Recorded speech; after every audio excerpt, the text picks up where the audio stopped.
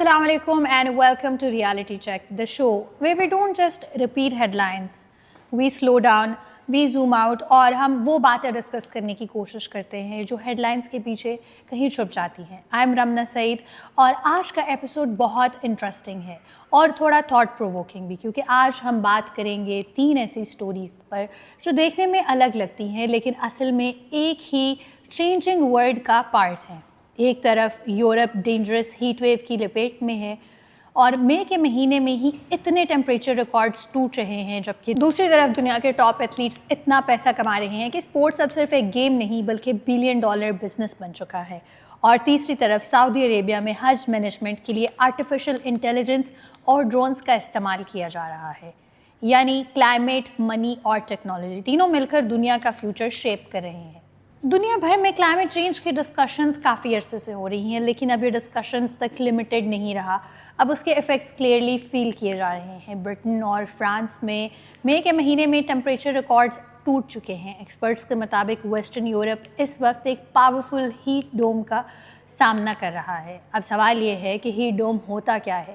اگر سمپل الفاظ میں بات کی جائے تو ایٹماسفیئر میں ہائی پریشر کا ایک سسٹم بن جاتا ہے جو گرم ہوا کو نیچے ٹریپ کر لیتا ہے. یعنی گرمی باہر نہیں نکل پاتی اور وہ کنٹینیوسلی انکریز ہوتی رہتی ہے. اس بار نارتھ افریقہ سے آنے والی گرم ہواؤں نے یورپ کے ویدر سسٹم کو اور بھی زیادہ انٹینس بنا دیا ہے. فرانس، برٹن اور اسپین جیسی countries unusual heat wave face کر رہی ہیں. رپورٹس کے مطابق اسپین میں اس وقت ٹیمپریچر 38 ڈگری سیلسیس تک جا سکتا ہے. اب ذرا سوچئے، مئی کا مہینہ اور 38 ڈگری ٹیمپریچر، یہ وہ ٹیمپریچر ہے جو نارملی پیک سمر یعنی جولائی یا اگست میں دیکھا جاتا تھا. کلائمیٹ سائنٹسٹ کا کہنا ہے کہ گلوبل وارمنگ کی وجہ سے ہیٹ ویو اب زیادہ ڈینجرس ہوتی جا رہی ہے. پہلے جو ایکسٹریم ویدر ایونٹس 10 یا 20 سال میں ایک بار ہوتے تھے اب آلموسٹ ہر سال دیکھنے کو مل رہے ہیں. اور یہ صرف ڈسکمفرٹ کی بات نہیں، ایکسٹریم ہیٹ کا ڈائریکٹ امپیکٹ ہیومن لائف اور ہیلتھ پر بھی پڑتا ہے. ہاسپٹلز میں ہیٹ اسٹروک کیسز میں اضافہ ہو جاتا ہے، الیکٹریسٹی سسٹمز اوور لوڈ ہو جاتے ہیں، واٹر شارٹیجز کریٹ ہوتی ہیں اور ایگریکلچر بھی افیکٹ ہوتا ہے. یورپ ٹریڈیشنلی ماڈریٹ ویدر کے لیے فیمس تھا، لیکن اب وہاں پر بھی گورنمنٹس کو ایمرجنسی ہیٹ پلانز بنانے پڑ رہے ہیں. پبلک کولنگ سینٹرز اسٹیبلش کیے جا رہے ہیں اور اس کے ساتھ ہی ساتھ لوگوں کو اننیسیسری ٹریول اوائڈ کرنے کی ایڈوائزری بھی دی جا رہی ہے. ایکسپرٹس کا یہ کہنا ہے کہ اگر کاربن ایمیشنز کو کنٹرول نہ کیا گیا تو فیوچر میں ہیٹ ویوز اور زیادہ سیویئر ہو سکتی ہیں. انٹرسٹنگ بات تو یہ ہے کہ کلائمیٹ چینج کا امپیکٹ اب صرف غریب ممالک تک لمیٹڈ نہیں رہا، ڈیولپڈ کنٹریز بھی اس سے ایکولی افیکٹ ہو رہی ہیں. یعنی نیچر کسی اکنامک سٹیٹس کو فالو نہیں کرتی اور شاید اسی لیے کلائمیٹ چینج کو اب دنیا کا سیریس لانگ ٹرم چیلنج مانا جا رہا ہے. جہاں ایک طرف دنیا ہیٹ ویو اور انوائرمنٹل پریشر کا سامنا کر رہی ہے تو وہیں پر دوسری طرف سپورٹس انڈسٹری پیسے کی ایسی ریس میں چل رہی ہے کہ ہر سال نئے ریکارڈز سامنے آ رہے ہیں. ایتھلیٹس اب صرف اسپورٹس سٹارز نہیں بلکہ گلوبل بزنس امپائرز بھی بن چکے ہیں. اسپورٹس کا اب $1 بلین ایرا چل رہا ہے. امریکن میگزین فوربس نے 2026 کے ہائیسٹ پیڈ ایتھلیٹس کی لسٹ ریلیز کی ہے اور ایکسپیکٹڈ طور پر کرسٹیانو رونالڈو پھر سے پہلے نمبر پر ہیں. رونالڈو نے پچھلے سال 12 مہینوں میں $300 ملین ارن کیے تھے. جی ہاں، $30 کروڑ.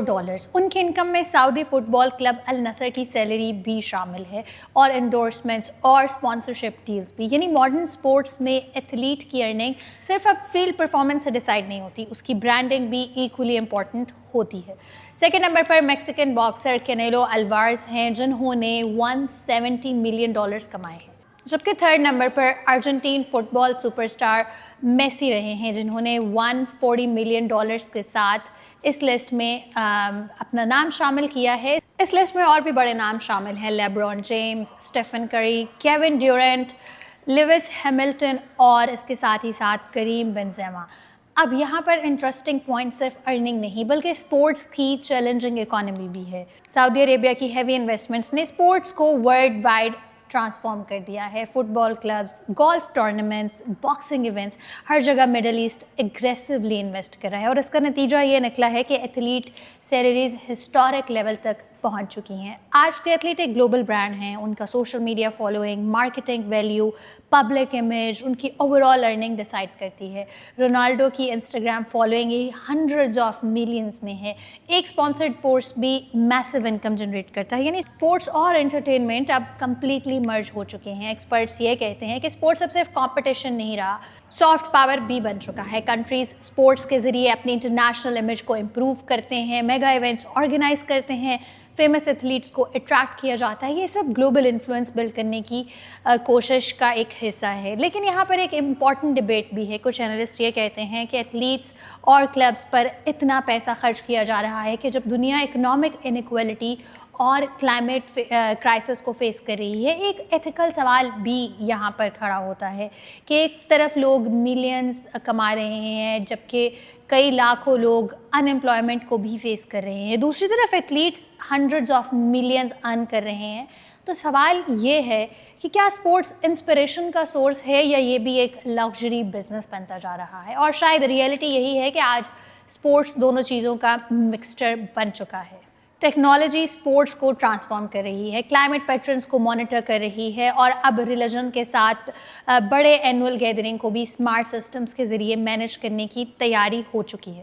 سعودی عربیہ نے حج 2026 کے لیے اس بار آرٹیفیشل انٹیلیجنس اور ڈرون ٹیکنالوجی کا استعمال کیا. ہر سال لاکھوں پلگرمز حج کے لیے سعودی عربیہ میں پہنچتے ہیں، اور اتنے بڑے کراؤڈ کو افیکٹولی مینیج کرنا اٹ سیلف ایک چیلنجنگ ٹاسک ہے. اسی ٹاسک کو کاؤنٹر کرنے کے لیے سعودی اتھارٹیز نے اب ماڈرن ٹیکنالوجی کو استعمال کرنا شروع کر دیا ہے.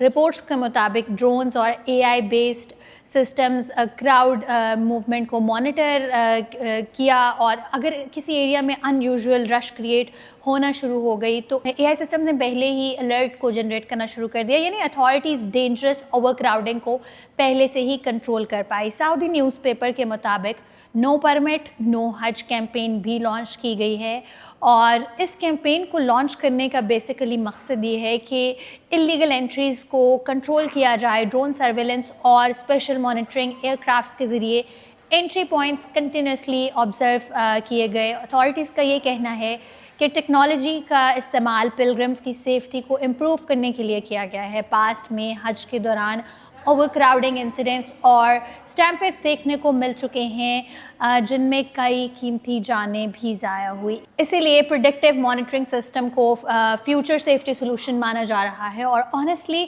اگر دیکھا جائے تو یہ صرف حج تک لمیٹڈ نہیں ہے.